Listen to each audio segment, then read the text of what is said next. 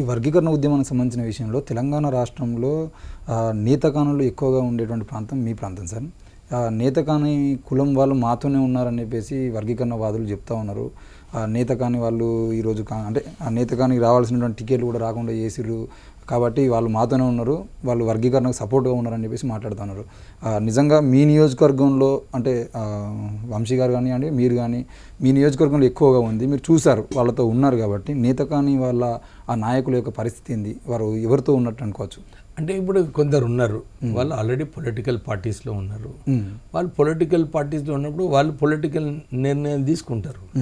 కొందరు ఉన్నారు గెలిచారు కానీ మళ్ళీ టికెట్ రాలేదు, వాళ్ళు ఒక ఇంకో వైపు ఉన్నారు. ఇప్పుడు వాళ్ళకి టికెట్ రావడము టికెట్ రాకపోవడము మా రోల్ ఏం లేదు దాంట్లో. మేము కేవలం ప్రత్యేకంగా నేతగానీసు మా నియోజకవర్గంలో వాళ్ళందరూ కూడా వాళ్ళకి తెలుసు వాళ్ళ గురించి ఎవరు కొట్లాడతారు, వాళ్ళ గురించి ఎవరు పనులు చేస్తారు. నేను గెలిచినప్పుడు నేను మాట ఇచ్చాను, నేను నేతగాని ఫైనాన్స్ కార్పొరేషన్ స్థాపించడం. మొన్న కూడా ముఖ్యమంత్రి గారితో మాట్లాడి తొందరగా చేయాలి, మీరు ఆల్రెడీ 1 year అయిపోయింది అంటే నేను డావోస్ పోయి వచ్చిన తర్వాత డెఫినెట్లీ మాట ఇస్తున్నా అని నేతకానీలో ఎవరైతే నాతో వచ్చారో వాళ్ళకు ఆయన మాట ఇచ్చాను. అర్థమైందా? ఇప్పుడు నేను చెన్నూరు టౌన్ ఉంది, అక్కడ చాలామంది ఉన్నారు నేతకాని. వారికి మొన్న నేను 10 గుంటల భూమి కేటాయించి వాళ్ళకు నిధులు ఇచ్చి మంచి హాల్ చేసుకోండి, మీరు కూడా మీటింగ్లు పెట్టుకోవచ్చు, వెడ్డింగ్స్ పెట్టుకోవచ్చు అని. ఎవరు చేయలేదు, వాళ్ళ అధికారంలో ఉన్నప్పుడు చేయలేదు, కానీ నేను చేస్తున్నాను. ఓన్లీ బికాజ్ వాళ్ళ ప్రేమ మా పైన ఉంది, వాళ్ళకి తెలుసు మేము వాళ్ళ కోసం పనిచేస్తామని చెప్పి వాళ్ళు చేస్తున్నారు. ఎవరైతే కొందరు పోతున్నారో బీజేపీ వైపు ఉన్న వాళ్ళందరూ కూడా ఒకటి గ్రూప్ అయిపోయినారు. సో వాళ్ళు కలుసుకొని పనిచేస్తారు. దాంట్లో ప్రజలకు కూడా తెలుసు, నేతకానీలందరూ కూడా వాళ్ళు అంబేద్కరైట్స్. ఓకే, అంబేద్కర్ పైన వాళ్ళందరూ కూడా గౌరవం ఉంది. ఇప్పుడు కొందరేమో అంబేద్కర్నే తిడుతున్నారండి. అంబేద్కర్ లేకుంటే రిజర్వేషన్స్ ఎక్కడ ఉంటుండే, అంబేద్కర్ లేకుంటే ఈ స్థాయికి ఇంతమంది ఎక్కడ వస్తుండే, వాళ్ళందరూ మర్చిపోతున్నారు. ఆ రోజులలో కూడా ఇంత కుల వివక్ష ఉన్నప్పుడు పాపం అంబేద్కర్ గారు గట్టిగా నిలబడి అందరు దళితుల పైన, అప్పుడు ఏం మాదిగా ఏం లేకుండే, అందరు దళితుల కోసమే కొట్లాడి దళిత హక్కులు కల్పించిన వారు అంబేద్కర్. వాళ్ళని తిడితే ఎట్టనండి. అందుకోసానికి నేతకానీలు చాలా అప్సెట్ ఉన్నారు, మా అంబేద్కర్ని మీరు ఎట్లా తిడతానని. తో ఇది ఒక షో, ప్రెస్లో చూపించుకోవడము మాట్లాడడము అదొకటి నడుస్తుంటుంది. అది ఇవాళ రేపు ఒక పెద్ద డ్రామా అయిపోయింది.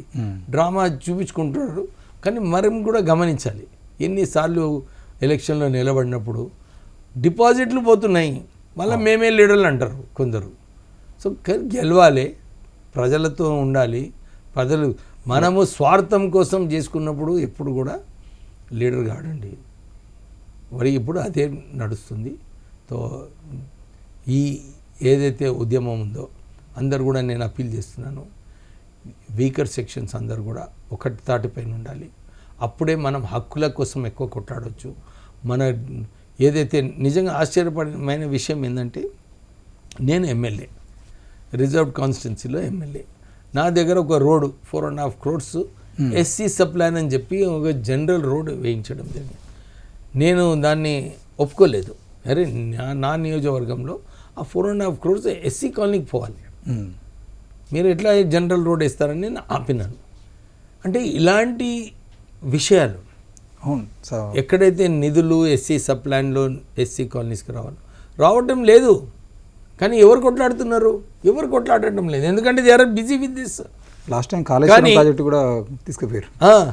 కానీ అందరు కలిసి ఉంటే మన ఏదైతే సుప్రీంకోర్టు కాన్స్టిట్యూషన్లో ఉందో, ఏదైతే ఉపకులాలు వీక్ ఉన్నారో వాళ్ళకి ఎక్కువ నిధులు ఇవ్వాలి, ఎక్కువ వారికి ట్రైనింగ్ చెప్పాలి. నేను ఒక విషయం చెప్తానండి. ఒక విషయంలో ఒక ఉపకులం గురించి నేను పోయి మాట్లాడడం జరిగింది ఒక వ్యక్తితో. అరే మీరు కొంచెం చేయండి అంటే, లేదు సార్ మేము ఇప్పుడే కాదు, వాళ్ళు ఇప్పుడే మంచి క్యాండిడేట్స్ వచ్చినప్పుడు డెఫినెట్లీ తీసుకున్నాం అంటే, అందరినీ పైకి తీసుకొచ్చే బాధ్యత కూడా రాష్ట్రాలపైన ఉంటుంది. సో మనము దాన్ని ప్రోత్సహించే అవసరం ఉన్నది. సో నేను అదే కోరుతున్నాను.